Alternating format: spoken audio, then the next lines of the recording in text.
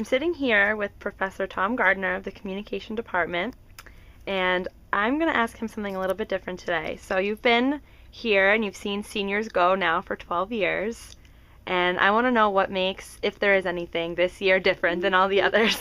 You mean they're going to go again? This happens every year. They just go. It's sad, very sad. Well, it's different every year because you sort of get to know different students in different ways. And there are some students that I've had as my advisees since their very first semester. One I remember walked in, she told me later she was like scared to death meeting with her advisor. I can't imagine why, and it doesn't seem like I feel like a particularly threatening person, but she got more relaxed, as the years went on, and we did independent study together, and yeah, so I'm gonna miss that one. I visited her at an internship in Washington at the Daily Caller, and I said, I'm Alex's liberal professor from Westfield State, and he says, that liberal arts or liberal? I said, what's the difference? Anyway, that was fun.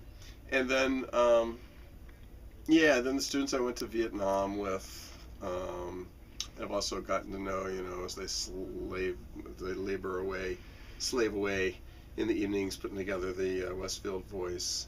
And so there's some students I've gotten closer to that I'm really gonna miss. What would be, for those seniors, your biggest piece of advice for them as a goodbye gift? Oh, piece of advice. Be true to thyself. To thyself be true.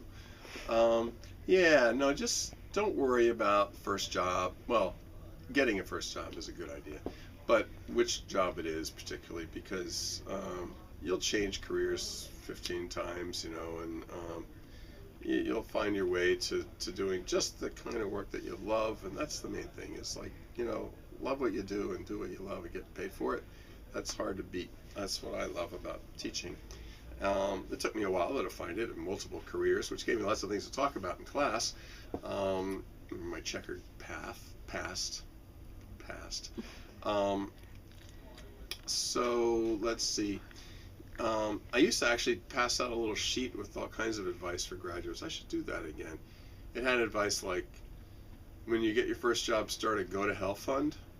Yeah, a Go to Hell fund. I learned this from an old publisher of mine at the Alabama newspaper where I worked, and I invited him to speak to a class that I was in graduate school, and that was what he told my students. He said, get a job, start a Go to Hell fund, because at some point in your career, someone's going to tell you to do something that violates your conscience or that you don't feel right in doing. Now, if you've got 2 or 3 months' salary saved up, you can tell them to go to hell and walk out. And then you got a little cushion before you get your next job. So he said, set up a Go to Hell fund as soon as you get your first job.